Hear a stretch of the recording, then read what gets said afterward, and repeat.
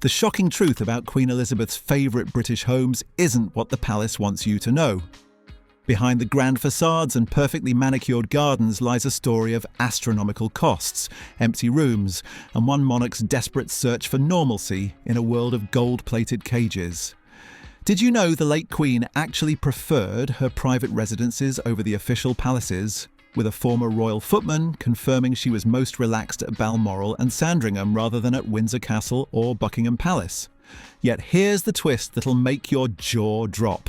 While taxpayers funded hundreds of millions in renovations for palaces she rarely enjoyed, Her Majesty secretly poured her own private fortune into the properties she truly loved, creating personal sanctuaries that reveal more about the real Elizabeth Windsor than any official biography ever could. Now, if you really want to understand what made Elizabeth II tick, you need to look beyond the crown jewels and state banquets.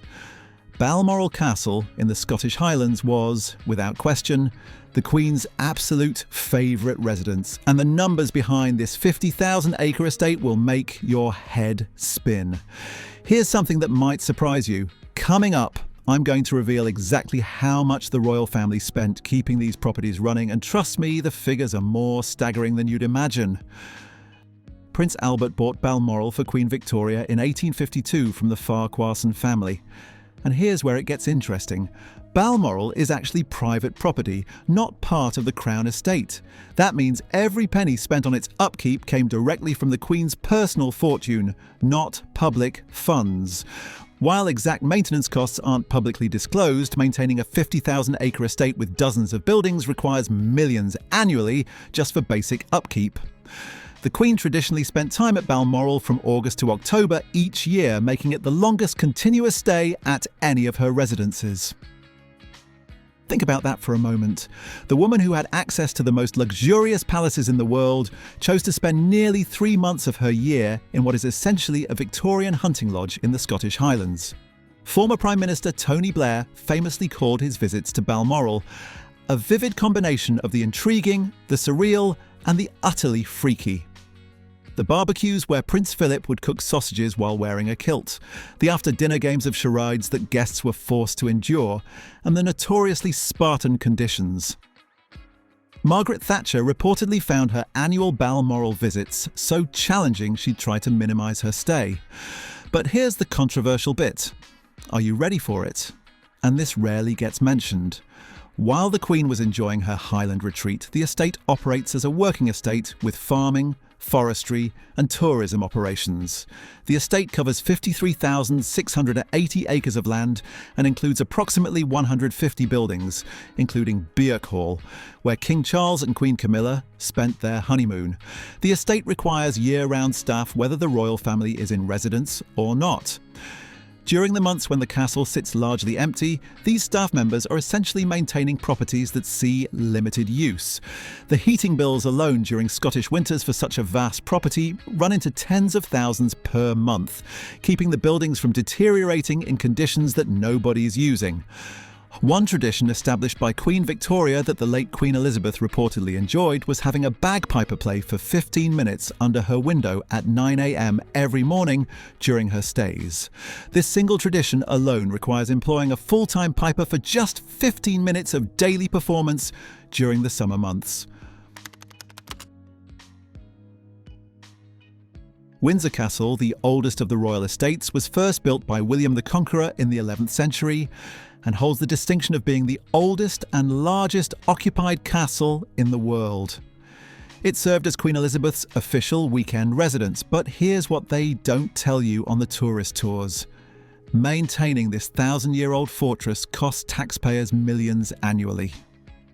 The 1992 fire at Windsor revealed something extraordinary about royal finances. When the fire destroyed 115 rooms, including 9 principal staterooms, the restoration bill came to £36.5 million. The public was outraged when they initially thought taxpayers would foot the entire bill, leading to what the Queen famously called her annus horribilis.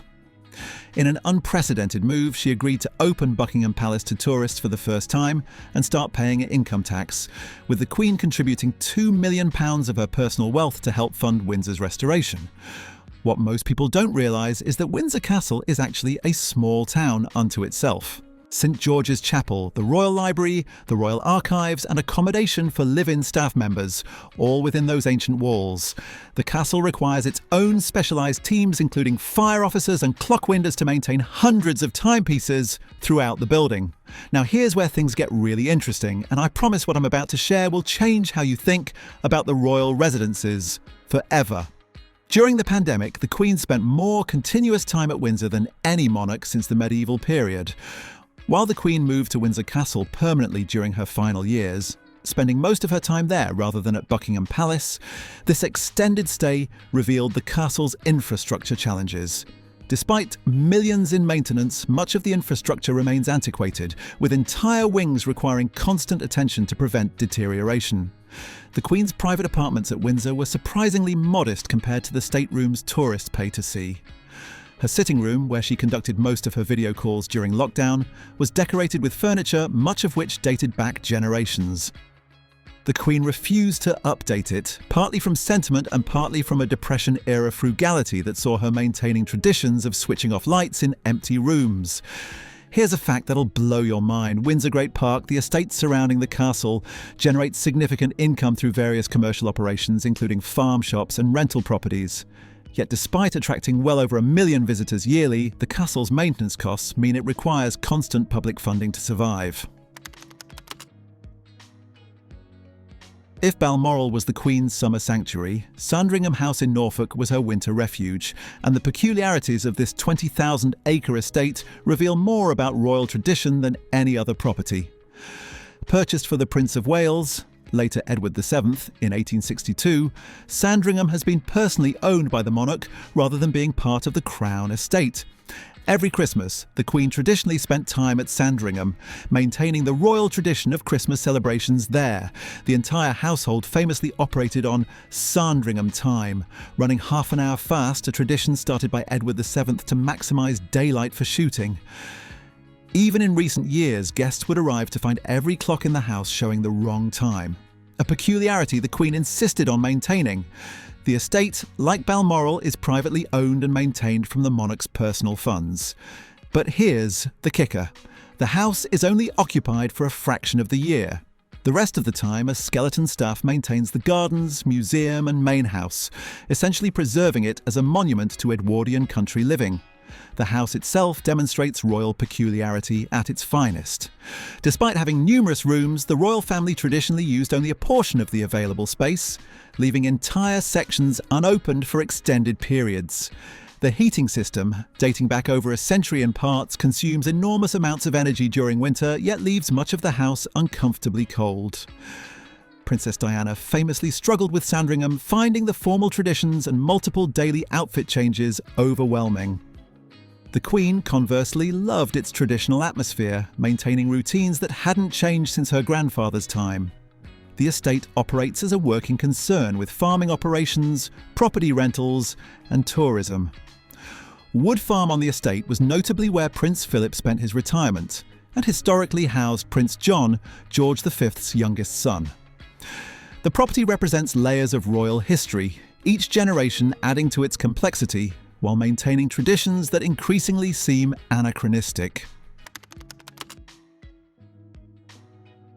Now we come to the residence everyone associates with the Queen, yet ironically the one she liked least. Buckingham Palace, with its 52 bedrooms, 92 offices and 78 bathrooms, and nearly 1,000 rooms in total, was to Queen Elizabeth what a gilded office building might be to a CEO, necessary but not beloved. Former staff confirmed the Queen was less relaxed at Buckingham Palace, treating it more formally than her private residences. She typically spent weekdays there when in London, departing for Windsor most weekends. The irony? This least-loved residence cost taxpayers more than all her other homes combined. The current £369 million renovation programme, which won't be completed until 2027, is replacing electrical wiring installed in the 1950s and heating systems that predate the Queen's coronation. By March 2024, the project had spent £238.9 million and completed 82% of operational improvements. The palace employs hundreds of staff members, yet many serve ceremonial rather than practical functions. The staterooms, used for perhaps 6 events annually, cost millions per year just to keep clean and climate controlled. The palace's 40-acre garden requires teams of full-time gardeners and costs millions annually to maintain, yet it's only open to the public for a handful of garden parties each summer. The Queen's private apartments at Buckingham Palace were surprisingly dated. She and Prince Philip maintained separate bedrooms throughout their marriage, furnished with pieces from the 1950s. The carpets in the private apartments reportedly hadn't been replaced since her accession, worn threadbare in places, but kept because the Queen saw replacement as unnecessary. The palace's running costs are staggering when broken down. The annual entertainment budget runs into hundreds of thousands. Specialised teams are required for everything from changing light bulbs in 45-foot-high ceilings to maintaining the building's thousands of windows. Each state banquet costs approximately £100,000 to stage, yet these events generate no revenue whatsoever. King Charles III reportedly is no fan of the big house, as he calls the palace, and plans to maintain only modest accommodation there when renovations are complete, with sources suggesting he feels its upkeep, both from a cost and environmental perspective, is not sustainable. Let's talk about what really went on behind those palace walls, because the financial reality of maintaining these properties is more shocking than any royal scandal. The combined annual cost of maintaining these primary residences runs into tens of millions, yet they were actually occupied less than half the year. The Queen's attachment to these properties reveals a fundamental contradiction in the monarchy itself. She preached modernisation and efficiency, yet clung to residences that epitomised tradition over practicality. Balmoral and Sandringham, her personal properties, operated as working estates but required substantial subsidisation from her private wealth. The staffing situation at these properties is particularly controversial. Many positions exist simply because they've always existed. Traditional roles like clockwinders, china curators, and various ceremonial positions continue despite questionable modern relevance. These properties maintain extensive staff year-round, whether occupied or not. Staff wages at royal residences have long been controversial. Entry-level positions often pay below market rates, justified by the privilege of royal service and accommodation provision. That accommodation? Often basic rooms with shared facilities in buildings where maintenance struggles to keep pace with deterioration. The environmental impact of these properties presents another challenge. Despite public commitments to sustainability, these historic buildings have some of the worst energy efficiency ratings imaginable.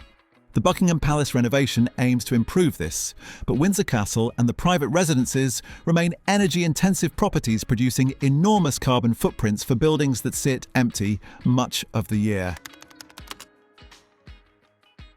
With King Charles III now on the throne, changes are already underway. Charles has indicated he won't use Buckingham Palace as his primary residence, preferring Clarence House, and sources suggest he sees the palace as unsustainable from both cost and environmental perspectives. At Balmoral, King Charles and Queen Camilla are leading initiatives to make the estate more accessible to the public, with new tours and experiences opening areas never before available to visitors. This represents a significant shift from the Queen's era of maintaining strict privacy at her beloved Scottish retreat. The economics simply don't work anymore in their traditional form. These properties were built for an era of unlimited servants and no central heating bills. Today, their financial challenges consuming millions while sitting empty most of the year. The British public, facing economic pressures, increasingly questions funding empty palaces while public services face cuts. Charles won't be moving into Buckingham Palace until 2027, when renovations to the North Wing are complete, and there's speculation about opening more areas to the public year-round, potentially generating millions in additional revenue. These changes would have been unthinkable under Queen Elizabeth, who saw these properties as private spaces to be preserved rather than public assets to be monetised. Here's the uncomfortable reality about Queen Elizabeth's favourite homes. They represent both the grandeur and the burden of modern monarchy. Vast properties maintained at enormous expense for limited use, preserved in tradition while the country rapidly modernised. The Queen's genuine attachment to these residences, particularly her private properties at Balmoral and Sandringham, reveals her preference for personal tradition over public scrutiny. The late Queen spent the majority of her leisure time at properties she personally owned, Balmoral and Sandringham, which were funded privately, while the public-funded residences, Buckingham Palace and Windsor, served primarily official functions. This arrangement, while traditional, raises questions about the allocation of public resources for maintaining properties used primarily for state occasions. These properties tell the story of a monarchy balancing between tradition and modernisation, between public duty and private preference. Every unused room, every traditional position maintained, every million spent on these estates represents choices about prioritising heritage over efficiency, history over practicality. The real tragedy isn't that these properties exist, but that their potential remains largely untapped. With creative management, they could generate significant revenue while preserving their historical importance. The question facing King Charles and future monarchs is whether they can transform these magnificent burdens into sustainable assets for the 21st century. If this deep dive into the royal residences has opened your eyes to the reality behind palace walls, make sure you hit that subscribe button and ring the notification bell. Every week, I uncover the hidden truths and shocking secrets about Britain's most famous institutions that mainstream media won't touch. From the real cost of royal ceremonies to the untold stories buried in the royal archives, we're pulling back the curtain on the monarchy's most closely guarded secrets. Join our community of truth seekers who refuse to accept the official story. Subscribe now because the next revelation might just change everything you thought you knew about the royal family.